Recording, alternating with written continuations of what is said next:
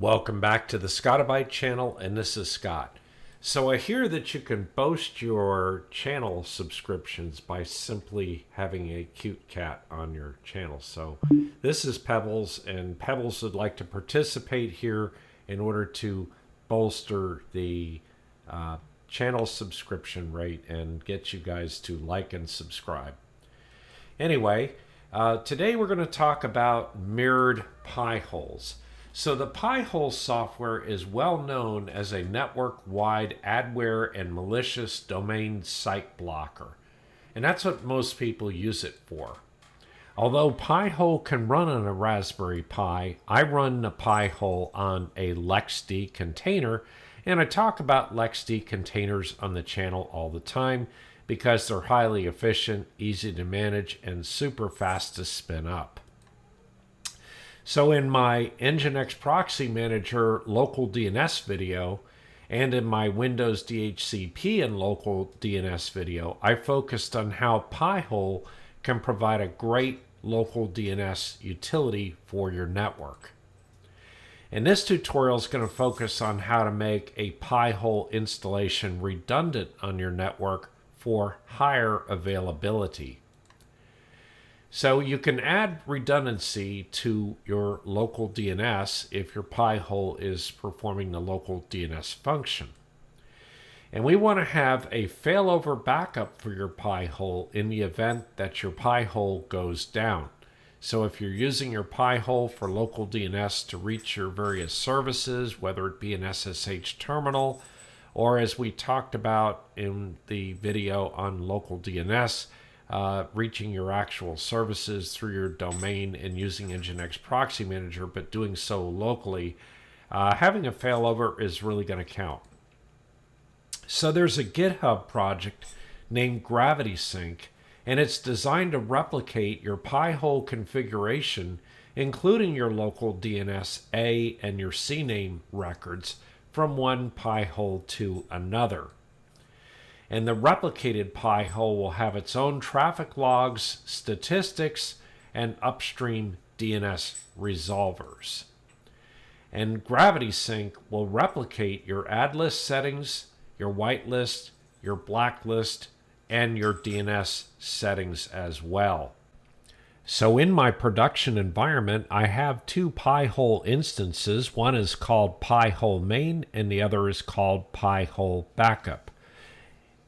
Each of those instances is offered on a LXD container, and those LXD containers are offered from two different servers, and each of those servers happens to be a Minisforum UM350 that I've featured on the channel before in the video entitled Cheap Self-Hosting Server.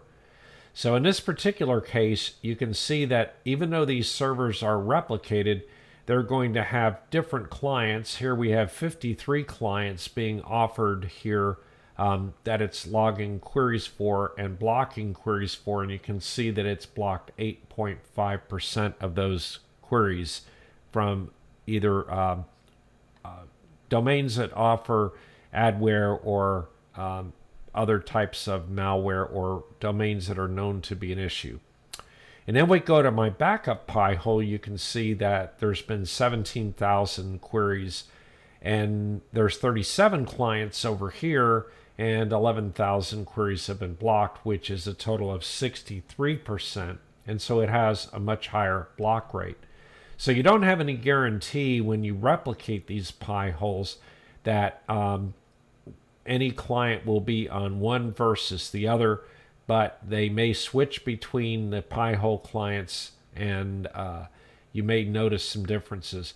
But the key point here is the reason we're replicating these is to get a local DNS operational.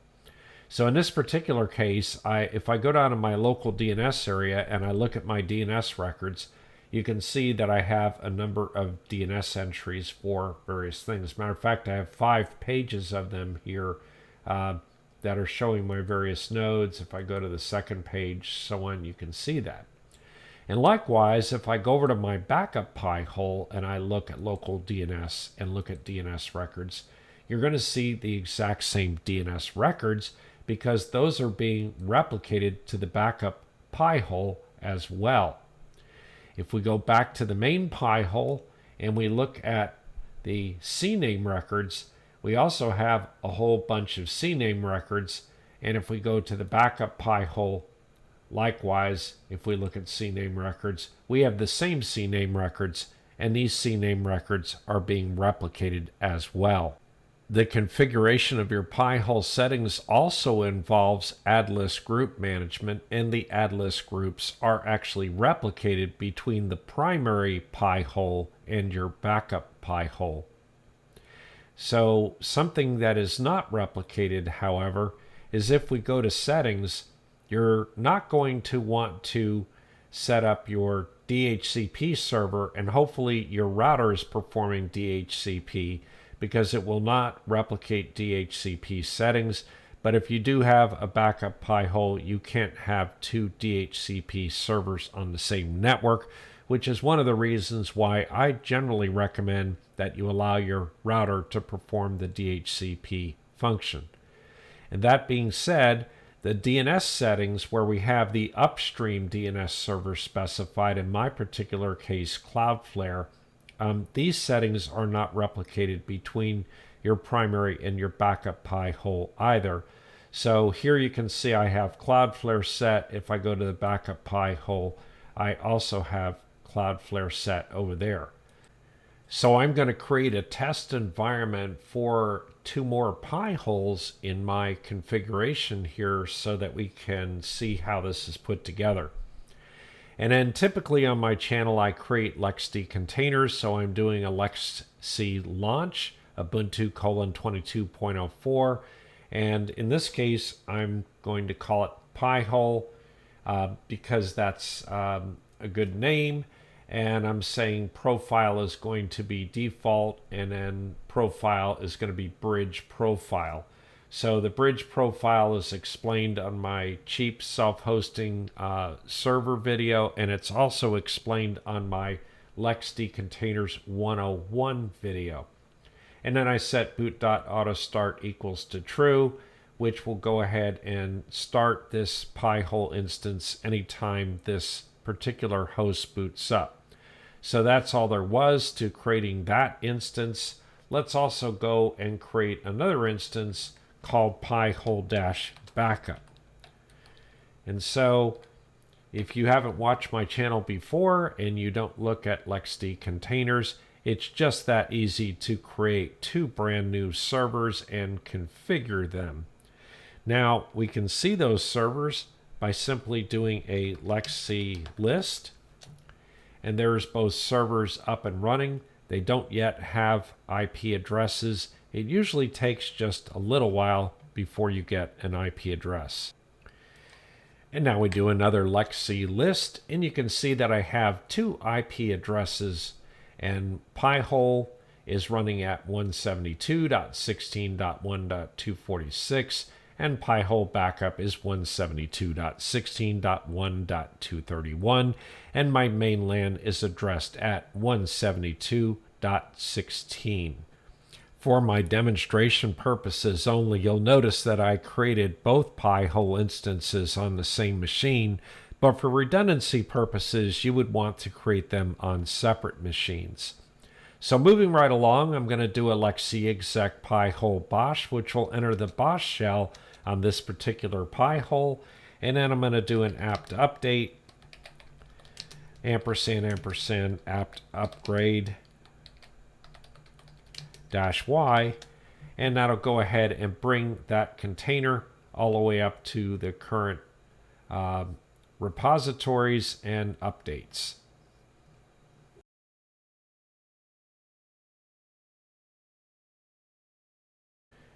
I created myself a user account called Scott on the main Pi-hole instance and granted it sudo privilege, and here I've logged on into it. The next step is to install the Pi-hole with this curl script, which I'll provide in the release notes. And we have to provide our sudo password while we're installing Pi-hole, and it will go on and perform the installation. It says this installer will transform your device into a network-wide ad blocker, And so at this point we proceed, and it says it needs a static address. So I recommend that you go back to your DHCP server and assign a DHCP address reservation on your router, and that will go ahead and make sure that the Pi-hole gets the same address every time. And then you can specify whichever upstream DNS provider you want. I'm going to say Cloudflare in this particular case, and then click OK. And it says it blocks third-party lists. And use the suggestion below. You can put in whatever lists you want, and the standard is fine for this. And so do you want to have the web admin interface? Of course we do. And then do you want to have the web server to run it? Well, of course we do. And then enable query logging? Yes, of course. And then show everything in the query logs, and that's all there is to it. And it goes out and installs the installation for Pi-hole.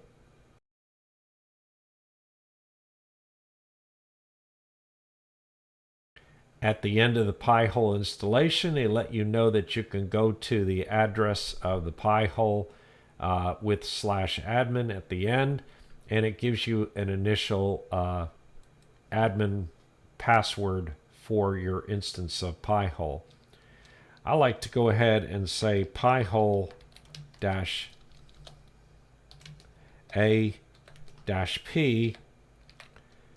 and then I can enter a new password, and I'll just go ahead and put in password just to make this simple for the purposes of this demonstration, but you may want to have a slightly better password. Here we are logged into the backup Pi-hole. We're going to perform the same Pi-hole installation on it.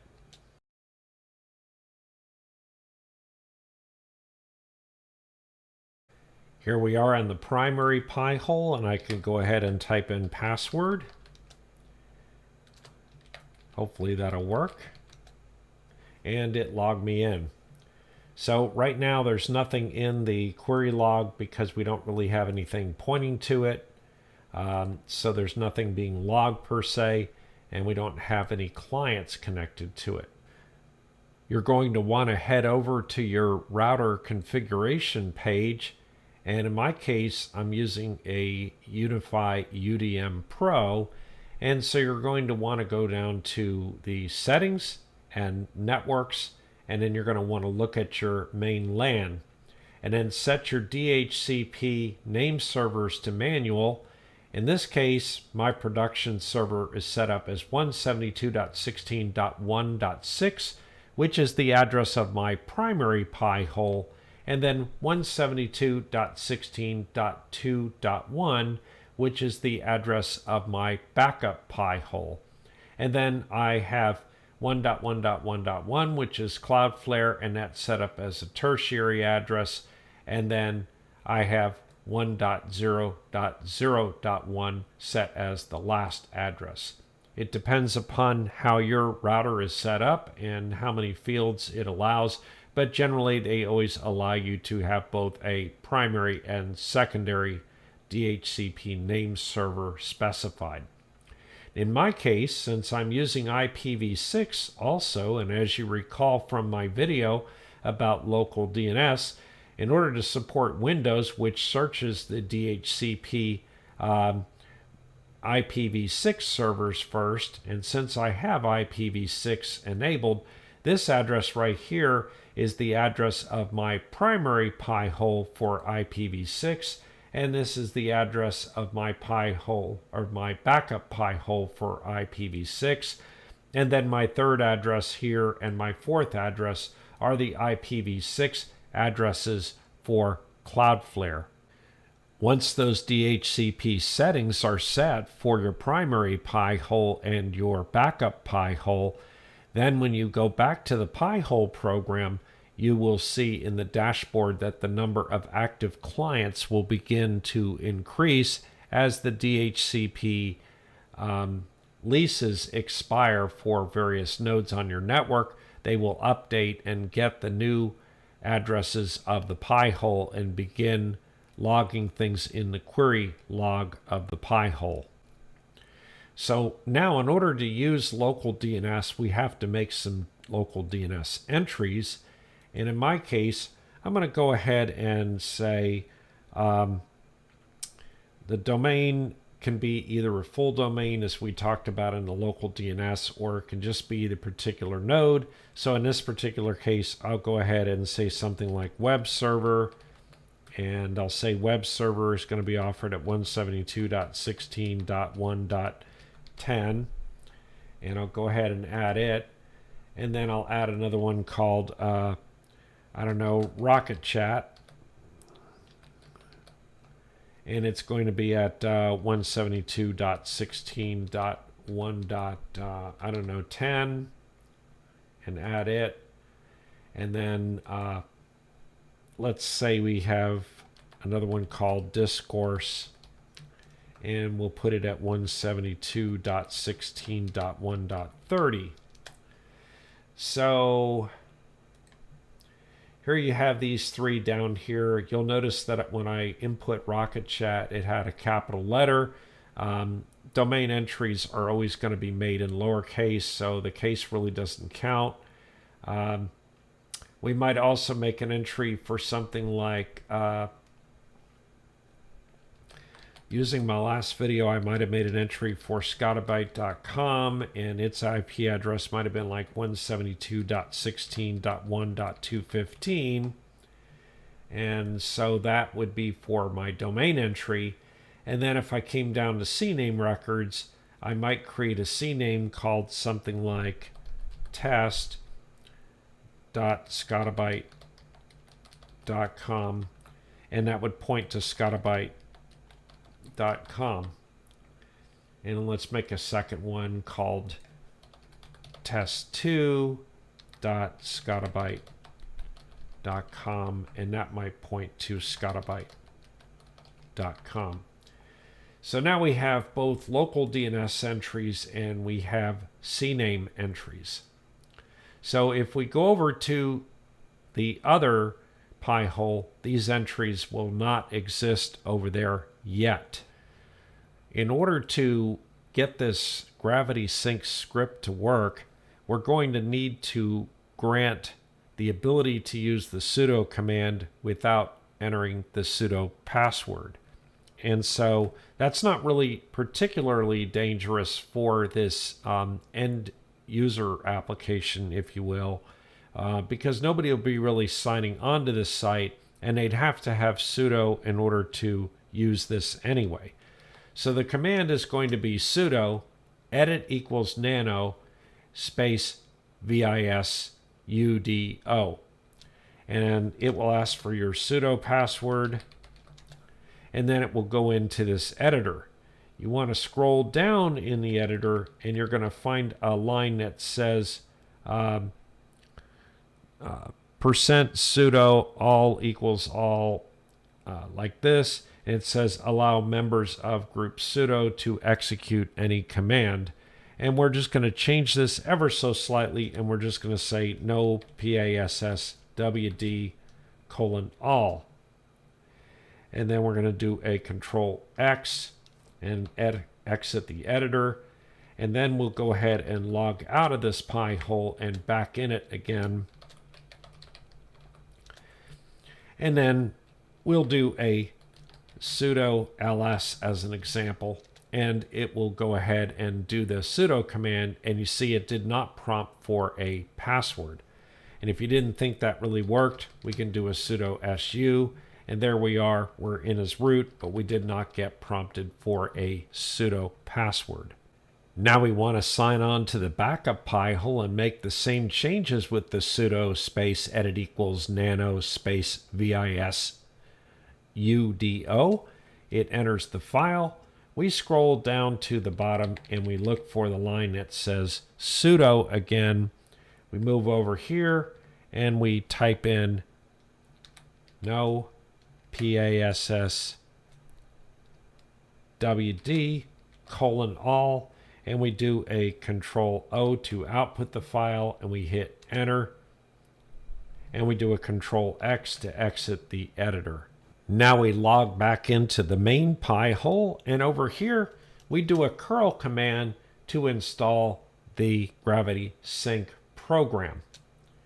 And again, this will be in the notes. The address of the remote Pi-hole is 172.16.1.231. And it wants to know what the username is on that remote Pi-hole, and it's Scott. And it says, are you sure you want to continue? You say yes, and you enter the password of your remote Pi-hole system. This is not the web password. This is the password for the actual Pi-hole server for the backup Pi-hole. So we enter that, and it goes ahead and finishes that part of the installation. Now we log into the backup Pi-hole and we execute the same curl script to install Gravity Sync over here. It asks for the IP address of the remote, and the IP address they're asking for is the IP address of the primary Pi-hole, which will be 172.16.1.246. I hit enter. It asks for the username. Again, this is the username of the Pi-hole instance, the computer running the Pi-hole software, and I type in the password over there, and everything is done at this point in time. Now I log back into the primary Pi-hole server, and I do a gravity-sync space push, and it goes ahead and synchronizes. Now that we've performed the first sync, you want to come back up and do a Gravity Sync Auto, and that will perform an automatic sync from that point on. So you can also do a Gravity Sync Help, and it will give you a help menu here. You can do a configuration, which will go ahead and nuke your current configuration and set it back up again for Gravity Sync. They have a version. They have an update command, which will get the newest version if it's ever updated. And they also have a command to turn on that sudo privilege that we did by going into the vsudo editor. So actually, I guess you could have just performed that independently. They've got the pull and the push commands and the compare commands and the auto, which schedules the automatic updates as we had done earlier. So let's go back and take a look at our Pi-hole servers. So here we are back at Pi-hole and Pi-hole backup. Looking at the main Pi-hole, if we go back to the dashboard, it's again requiring us to log back in. So I'll go ahead and type in password, and I'll go down to my local DNS. And of course, we know here that we have the CNAME records that we added for Discourse, Rocket Chat, Scotti-BYTE.com, and web server, and we know that we have CNAME records for test and test2. Now let's go over to the backup server and click on local DNS and look at DNS records, and you can see that the same DNS records have been replicated to the backup Pi-hole server as well. And if we go into CNAME records, we can see there's no CNAME records over here. So I found that kind of interesting, and I discovered that I had that problem on my machine as well. And so I went ahead and just typed in one of the CNAME records, which might be test.scotti-byte.com, which is pointing to Scotti-BYTE.com. And when I added at least one CNAME record over here, when it did the replication, it pushed the rest of the CNAME records. So if I go back down here and do another Gravity Sync push, it will push that configuration over. The automatic replication would have gotten it next time around, but this is just performing this on an on-demand push, and it should be doing that right now. But I noticed when the CNAMEs were empty that I did not have that occurring.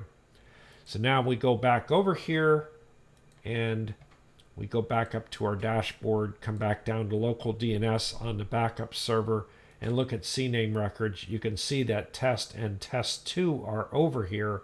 And from this point on, it seems to replicate the CNAME records as well as the local DNS records just fine to the backup Pi-hole server. So once you do that initial push to your backup server, and once you set up the primary server to be auto, then at that point in time, any updates that you do over here to the local DNS should be propagated. So as a good example, I guess what I could do is go over here to DNS records, and let's add something like, oh, I don't know, Pi-hole, and we'll go ahead and make its address 172.16.1.246, which is the address for this Pi-hole. And let's go ahead and say Pi-hole-backup and make its address 172.16.1.231 and add it also. Oops. Yeah, we got a typo up there. 172.16.1.231. And now you can see down here in the list we have Pi-hole and Pi-hole backup. So now if we go over to the backup Pi-hole, we go to the dashboard, come back down to local DNS and look at DNS records. You don't see it yet, but you will shortly. And it's been a few more seconds here, so I'll go down to local DNS and click on DNS records. And there it is. Pi-hole and Pi-hole backup have made it to the backup Pi-hole server. So in summary, Pi-hole is a great application for malicious site and ad blocking as well as local DNS. Redundant Pi-holes offer higher availability for these critical network infrastructure services. And Gravity Sync is easy to configure and provides valuable redundancy and reliability for local DNS. Anyway, that's it for today. Please subscribe and like to the channel, and don't forget to hit that notification bell. And if having a cat works, well, here we go. Hopefully that'll help us out. See you next time.